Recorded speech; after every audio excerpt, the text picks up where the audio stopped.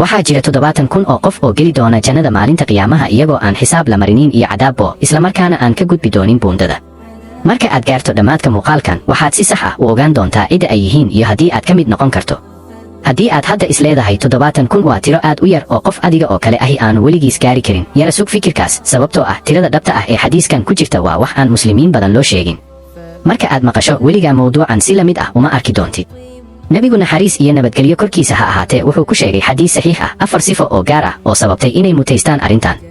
mid kasta oo ka mid ah sifahaasna si toos ah ayuu noloshaada maanta ula xiriiraa. haddaba waa ayo dadkaasi maalinta qiyaamaha?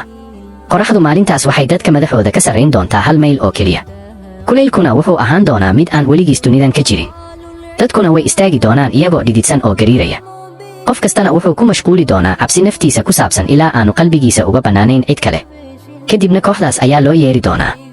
waxay hore u socon doonaan iyadoo dadka kale weli sugayaan. wejiyadooduna waxay u iftiimi doonaan sida dayaxa oo buuxa. looma joojin doono miisaanka camalka. lama weydiin doono su'aalo. mana istaagi doonaan safaf sugaya xisaab. balse albaabada jannada ayaa si toos ah loogu furi doonaa, wayna geli doonaan iyagoo si toos ah u galaya. markaas waa inaad isweydiisaa maxay dadkani adduunkan ka sameeyeen oo sababtay inay ka gudbaan wax kasta oo dadka kale ay mari doonaan. nebigu naxariis iyo nabadgelyo korkiisa ha ahaatee. waa inaad isweydiisaa maxay dadkani adduunkan ka sameeyeen oo sababtay inay ka gudbaan wax kasta oo dadka kale ay mari doonaan. nebigu naxariis iyo nabadgelyo korkiisa ha ahaatee wuxuu ku tilmaamay saxiix al-Bukhari xadiiska lambar 6541 sifo. sifada ugu horaysana waa mida ay dadka badankoodu si khaldan u fahmaan. sifada koowaad waa in marka wax dhib ahi dhacaan qalbigoodu aanu marka hore dadka u cararin. sababtoo ah inteenna badan marka aan cabsanno ama xanuunsanno ama dhib nagu bato waxa ugu horreeya ee aan samayno waa inaan qof wacno ama qof barino sidii iyadoo bani'aadam kale uu xaaladeenna uga awood badan yahay Allah. laakiin dadkani way ka duwan yihiin sababtoo ah qalbigoodu wuxuu si toos ah ugu noqdaa Allah marka dhib ku dhaco. mana daba ordaan dadka mana ku tiirsanaadaan dadka iyadoo kan wax walba maamula uu uga dhow yahay garaaca wadnahooda. nebigu naxariis iyo nabadgelyo korkiisa ha ahaatee ayaa arrintan tusay isaga oo habeen kasta inta aanu seexan akhrin jiray suuratul falaq iyo suuratul naas sida lagu xaqiijiyey saxiix al-Bukhari xadiiska lambar 3017.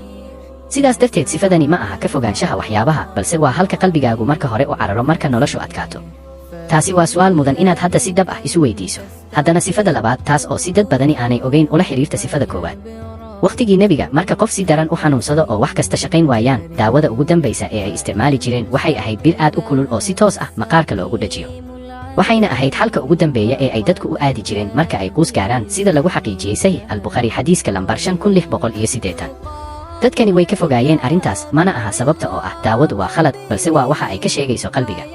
marka aad xanuun dareemayso oo aad baqayso isla markaana waxba shaqayn waayaan, dareenka dabiiciga ahi waa argagax iyo inaad ku degdegto xalka ugu daran ee jira. laakiin dadkani sidaas ma samayn jirin sababtoo ah kalsoonidooda Allah waxay ahayd mid aad u qoto dheer. hitaa wakhtiyadooda ugu adag waxay ahaan jireen kuwa deggan oo samir badan kuna qanacsan in waxa Allah u qoray ay ka khayr badan yihiin waxa cabsidoodu ku riixaysay.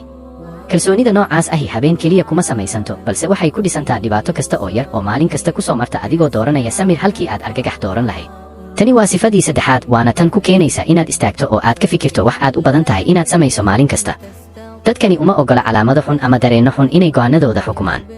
wakhtigii nebiga naxariis iyo nabadgelyo korkiisa ha ahaatee arrintani waxay ku saabsanayd shimbiro iyo dhawaaqyo, laakiin maanta si kale ayay u muuqataa, meel walbana way ka jirtaa. waa inaad eegto saadaasha xiddigaha subax kasta ka hor intaadan maalintaada bilaabin. waa inaad dareento in wax xun dhacayaan sabab la xiriirta calaamadda xiddigtaada.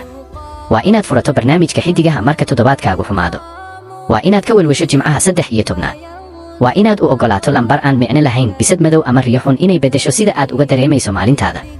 nebiguna naxariis iyo nabadgelyo korkiisa ha ahaatee wuxuu ku sheegay saxiix Abu Daawud 3910 in rumaysadka calaamadahan uu yahay shirki.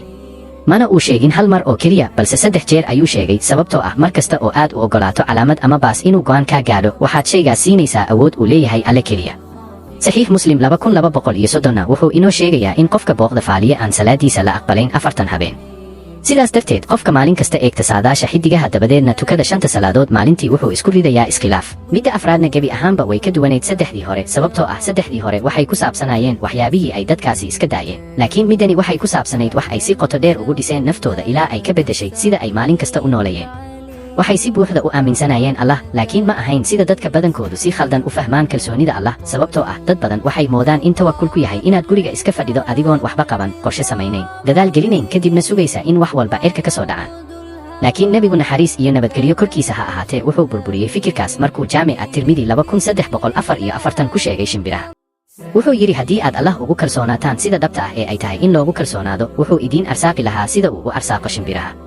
shimbiruhuna subax kasta way baxaan iyagoo calooshoodu madhan tahay, fiidkiina way soo noqdaan iyagoo dherigay. casharkuna kuma jiro soo noqoshada ee wuxuu ku jiraa bixitaanka, sababtoo ah shimbirahaasi way duulaan, way raadiyaan, waxayna geliyaan dadaal kasta oo baalashoodu qaadi karaan.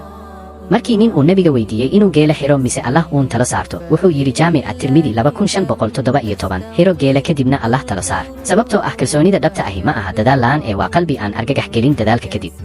dadkaasina way shaqeeyeen, way dadaaleen, waxayna bixiyeen wax kasta oo ay haysteen, laakiin qulubtoodu weligeed kuma xirnayn natiijada. sababtoo ah waxay si buuxda u yaqiinsanayeen in waxa Allah go'aamiyo ay ka khayr badan yihiin wax kasta oo walwalkoodu soo saari karo. maalintii nebigu naxariis iyo nabadgelyo korkiisa ha ahaatee dadkaas sharxayeyna wax aan cidina filayn ayaa ka dhacay kulankaas, waana wax bedeli doona sida aad hadda dareemayso. maalintii nebigu dadkaas sharxayey, saxaabi lagu magacaabi jiray Ukaasha ibnu Mixsan ayaa isla markiiba istaagay, dharkiisiina isku duubay kadibna yidhi, rasuulkii Allahow, ii ducee inaan ka mid noqdo. nebigiina wuxuu yidhi, adigu waad ka mid tahay. arrintaasna waxaa lagu sheegay saxiixulbukhaari 6541. kadib nin labaad ayaa isla markiiba istaagay oo codsigii la midka ahaa sameeyey. nebigiina wuxuu yidhi, Ukaasha ayaa ka hormaray. farqiga u dhexeeyey labadaas nin ma ahayn inta ay tukadeen, mana ahayn muddada ay raadinta ku jireen, mana ahayn inta ay aqoon lahaayeen, balse wuxuu ahaa hal ilbiriqsi oo labalabayn ah. sababtoo ah Ukaasha wuxuu dhaqaaqay isla markiiba markii albaabku furmay, halka ninka labaad uu hal neef dib u dhacay. su'aasha qalbigaaga dhex fadhiday wakhtigan oo dhanina waa isla su'aashii kulankaas taalay maalintaas. su'aasha maskaxdaada ku jirtay tan iyo bilowgii muuqaalkan weli way taagan tahay, sababtoo ah 70,000 oo qof marka laga dhex eego balaayiin dad ah waxay u muuqataa nasiib aan adiga oo kale loogu talagelin. waxaadna dhegaysanaysay 40 sifo adigoo si qarsoodi ah isku weydiinaya in aad dab ahaan fursad u leedahay iyo in kale. laakiin nebigu naxariis iyo nabadgelyo korkiisa ha ahaatee wuxuu alle ka baryey wax dheeraad ah, allena wax ka sii badan ayuu siiyey kunkii qofba. 70,000 oo kale ayaa lagu daray, kadibna wax intaas ka sii badan oo alle keliya og yahay. arrintan waxaa lagu sheegay jaamica at-tirmidi 2437. tani weligeed albaab xiran ma ahayn, mana ahayn wax loo qoondeeyey dad gaar ah oo keliya. fursadda aad naftaada u sheegaysay in aysan adiga ku jirin ayaa wakhtiga oo dhan jirtay. qofka jannada galaya iyadoo aan xisaab lagu samaynaynina khasab ma aha inuu noqdo qofkii ugu salaada badnaa ama soonka badnaa ama aqoonta badnaa, balse waa qofkii qalbigiisu bartay inuu marka hore alle u noqdo ka hor inta uusan cid kale u noqon. waa qofkii dhibaatada kula kulma samir halkii uu argagax ka qaadi lahaa. waa qofkii joojiyey in calaamado, nasiib sheeg ama xidigiska ay go'aan uga gaaraan wax alle u yaalla. waa qofkii dadaalay oo isku dayey kadibna natiijada si buuxda ugu wareejiyey gacanta alle oo aan weligiis khaldin. qofkaasna adiga ayuu noqon karaa, sababtoo ah 40 sifo ma dalbanayaan wax mucjiso ah, balse waxay u baahan yihiin qalbi daacad ah. waa qalbi diyaar u ah inuu hal caado yar mar kasta bedelo. alle waa kan ugu naxariista badan uguna dembi dhaafka badan, mana dayaco dadaalka qof si daacad ah ugu noqda. sidaas darteed haddii muuqaalkani qalbigaaga wax dareensiiyey, dareenkaas laftiisu waa calaamad muujinaysa in qalbigaagu jihada saxda ah u socdo. la wadaag qof aad jeceshahay, sababtoo ah isaga ama iyaguba waxay xaq u leeyihiin inay tan ogaadaan sida aad adiguba u ogaatay. alle hana naga yeelo dhammaanteen kuwa ka gudba albaabadaas iyagoo aan istaagin.